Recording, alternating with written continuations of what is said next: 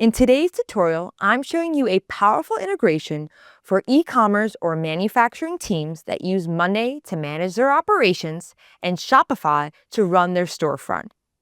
If you're tired of duplicating product entries across platforms, this solution is for you. This integration uses Make to sync product data from Monday directly into Shopify. That means when you create a new product in Monday, it automatically shows up in your Shopify store, saving you time and eliminating manual entry. Let's walk through how it works. Here's our product entry form in Monday.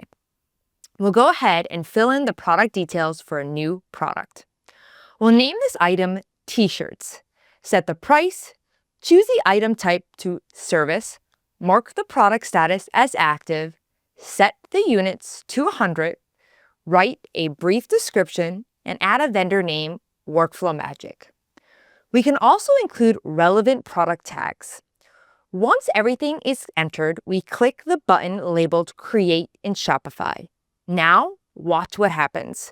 In seconds, Monday populates the Shopify product ID and variant ID automatically. There's even a direct link to open up the product page in Shopify. Let's click that and take a look. Here it is. Our t-shirt product has been successfully created in Shopify.